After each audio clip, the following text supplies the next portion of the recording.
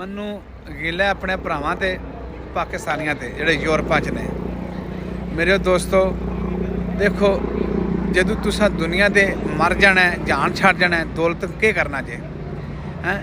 ਜੇ ਤੁਹਾਡਾ ਵਸ ਲੱਗਦਾ ਯੂਰਪ 'ਚ ਜਿਹੜਾ ਖਰਚਾ ਗੌਰਮੈਂਟ ਦਾ ਖਰਚਾ ਹੁੰਦਾ ਹੈ, ਮਕਸਦ 2000 ਯੂਰੋ ਲੱਗ ਗਿਆ, ਕੋਈ ਵਰਕ ਪਰਮਿਟ ਲੱਭਦਾ ਕਿਸੇ ਨੂੰ, ਕੋਈ ਜ਼ਮਦਾਰੇ ਕੰਮ ਦਾ ਲੱਭਦਾ, ਕੋਈ ਕਿਸੇ ਤੁਸੀਂ 40 ਲੱਖ 50 ਲੱਖ ਰੁਪਈਆ ਲੈਂਦੇ ਹੋ। ਖੁਦਾ ਦਾ ਖੌਫ ਖਾਓ, ਛੱਡ ਦਿਓ ਇਹਨਾਂ ਗਰੀਬਾਂ ਨੂੰ ਜਿਹੜੇ ਪਾਕਿਸਤਾਨ ਵਿਚਾਰੇ ਕੋਈ ਆਪਣਾ ਘਰ ਦਾ ਜ਼ੇਵਰ ਵੇਚਦਾ, ਕੋਈ ਜ਼ਮੀਨ ਵੇਚਦਾ, ਕੋਈ ਕਰਜ਼ਾ ਲੈਂਦਾ। ਤੂੰ ਦਾ ਸ਼ੌਕ ਹੈ ਮੈਂ ਬਾਹਰ ਜਾਵਾਂ, ਯੂਰਪ ਜਾਵਾਂ, ਅਤੇ ਤੁਸੀਂ ਮੁਸਲਮਾਨ ਹੋ ਮੇਰੇ ਭਰਾ ਜਿਹੜੇ ਯੂਰਪਾਂ ਵੇਚਦੇ, ਤੁਹਾਡੀ ਭੁੱਖ ਤੇ ਨਹੀਂ ਮੁੱਕਣੀ।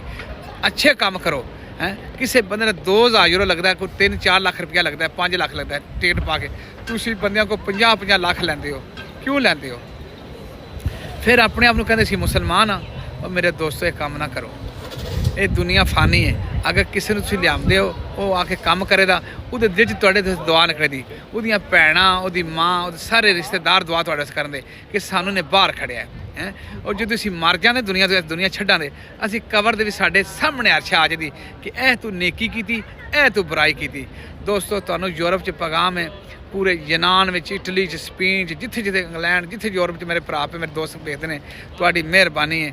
ਅਗਰ ਤੁਸੀਂ ਕਿਸੇ ਗਰੀਬ ਦਾ ਵਰਕ ਪਰਮਿਟ ਕਢਾਉਂਦੇ ਹੋ, ਪਾਕਿਸਤਾਨ ਬੜੀ ਗੁਰਬਤ ਹੈ, ਉਹਨਾਂ ਨੂੰ ਬਾਹਰ ਲਿਆਉਂਦੇ ਹੋ, ਉਹਨਾਂ ਕੋਲ 40-50 ਲੱਖ ਲੈ ਲਓ। ਖੁਦਾ ਦਾ ਖੌਫ ਖਾਓ। ਇਹ ਨਾ ਸੋਚੋ 5 ਸਾਲ ਦੀ ਕਮਾਈ, ਫਿਰ ਕਹਿੰਦੇ ਹੋ ਗੋਰੇ ਬੜੇ ਚੰਗੇ ਨੇ। ਉਹ ਪੈੜੋ, ਗੋਰੇ ਚੰਗੇ ਇਸ ਵਾਸਤੇ ਨੇ, ਸਾਡੇ ਮਜ਼ਹਬ ਜਾਂ ਮਜ਼ਹਬ ਕੋਣੀ ਹੈ।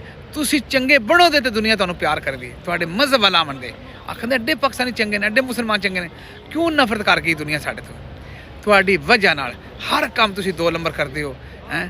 ਹਰ ਸ਼ੈ ਤੁਸੀਂ 2 ਨੰਬਰ ਨਾ ਕਰੋ ਤੇ ਤੁਹਾਡੇ ਮਜ਼ਹਬ ਜਾਂ ਮਜ਼ਹਬ ਕੋਣੀ, ਤੁਹਾਡੇ ਜੀ ਇਨਸਾਨੀਅਤ ਕੋਣੀ ਕਿਸੇ ਵਿੱਚ। ਤੁਸੀਂ ਪਿਆਰ ਕਰਦੇ ਹੋ, ਮੁਹੱਬਤ ਕਰਦੇ ਹੋ, ਬੰਦੇ ਨੂੰ ਘਰ ਰੱਖਦੇ ਹੋ, ਰੋਟੀ ਦਿੰਦੇ ਹੋ। ਪਾਕਿਸਤਾਨ ਵਿੱਚ ਕਿਹੜੀਆਂ ਸਾਡੀਆਂ ਮਕਸਦ ਪੀਰਾਂ ਦੇ ਰੋਜ਼ੇ ਨੇ, ਕੁਆਲੀਆਂ ਹੁੰਦੀਆਂ ਨੇ, ਇੱਕ ਦੂਜੇ ਨਾਲ ਪਿਆਰ ਮੁਹੱਬਤ ਹੈ। ਦੁਨੀਆ ਅੱਗੇ ਨਿਕਲ ਜੇ ਪਰਵਾਹ ਨਹੀਂ। ਤੁਸੀਂ ਆਪਣੇ ਆਪ ਨੂੰ ਵੇਖੋ ਕਿ ਸਾਡੀ ਦੁਨੀਆ ਇੱਕ ਫਾਨੀ ਹੈ, ਚੋਕ ਫਨਾ ਹੈ। ਦੋਸਤੋ, ਅਗਰ ਮੈਂ ਤੁਹਾਨੂੰ ਇਹ ਪੈਗਾਮ ਦੇਣ ਦਿਲ ਦੁਖਦਾ ਹੋਵੇ ਤੁਹਾਡਾ, ਤੇ ਮੈਨੂੰ ਮਾਫੀ ਦਿਓ। ਮੈਂ ਤੁਹਾਨੂੰ ਇਹ ਕਹਿਣਾ ਕਿ ਅਗਰ ਤੁਸੀਂ ਮੁਸਲਮਾਨ ਹੋ, ਕਿਸੇ ਦਾ ਮਦਦ ਕਰਦੇ ਹੋ, ਕਿਸੇ ਦਾ ਵਰਕ ਪਰਮਿਟ ਕਢਾਉਂਦੇ ਹੋ, ਕਿਸੇ ਦਾ ਮਸਲ ਹੋਟਲ ਦਾ ਕਢਾਉਂਦੇ ਹੋ, ਕਿਸੇ ਜ਼ਮਦਾਰਾ ਕੰਮ ਕਰਾਉਂਦੇ ਹੋ, ਤੁਸੀਂ ਇਤਨਾ ਨਾ ਪੈਸਾ ਬੰਦੇ ਕੋਲ ਮੰਗਾਓ। 2-4 ਲੱਖ ਰੁਪਈਆ ਜੇ ਲੱਗਦਾ ਖਰਚਾ, ਉਹਦੇ 'ਤੇ ਨੇਕੀ ਕਰੋ, ਆ ਕੇ ਤੁਹਾਡੇ 'ਤੇ ਦੁਆ ਕਰਾਂ। 40 ਲੱਖ 50 ਲੱਖ ਮੈਂ ਸੁਣਨਾ ਪੈ ਲੈਂਦੇ ਨੇ। ਜਨਾਨ ਇੱਕ ਬੰਦਾ ਕਹਿੰਦਾ ਮੈਂ 30 ਲੱਖ ਲੈਣਾ। ਖੁਦਾ ਦੇ ਬੰਦਿਆਂ, ਟੋਟਲੀ 1000 ਯੂਰੋ ਲੱਗਦਾ ਹੈ। 300-400 ਗੌਰਮੈਂਟ ਦਾ ਰੇਟ ਹੈ। ਖੁਦਾ ਦੇ ਬੰਦਿਓ, ਲੰਮੀਆਂ ਜ਼ਬਾਨਾਂ ਨਾ ਕਰੋ। ਜੇ ਮੇਰਾ ਤੁਹਾਡਾ ਪੈਗਾਮ ਹੈ ਕਿ ਕੋਈ 30 ਲੱਖ ਮੰਗਦਾ ਪਿਆ, ਕੋਈ 20 ਲੱਖ ਮੰਗਦਾ ਪਿਆ ਵਰਕ ਪਰਮਿਟ ਦਾ, ਜ਼ਮਦਾਰੇ ਕੰਮ ਨੇ, ਕੋਈ ਗਾਵਾਂ ਦੇ ਫਾਰਮ ਦਾ ਕੰਮ ਕਰਨਾ, ਕੋਈ ਭੇਡਾਂ ਦੇ ਕਰਨਾ, ਕੋਈ ਕਿਸੇ, ਤੇ ਅੱਲਾ ਦੇ ਬੰਦਿਓ ਮੋਹਤ ਦਵੋ। ਗੋਰੇ ਤੁਹਾਨੂੰ ਸਮਝਣ ਮੈਂ ਬੜੇ ਚੰਗੇ ਨੇ, ਤੇ ਤੁਸੀਂ ਪੈਸੇ ਪੈ ਲੈਂਦੇ ਹੋ। ਕੋਈ ਅੱਲਾ ਤੋਂ ਡਰਿਆ ਕਰੋ। ਇੱਕ ਦੁਨੀਆ ਫਾਨੀ ਹੈ, ਚੌਕ ਫਨਾ ਹੈ।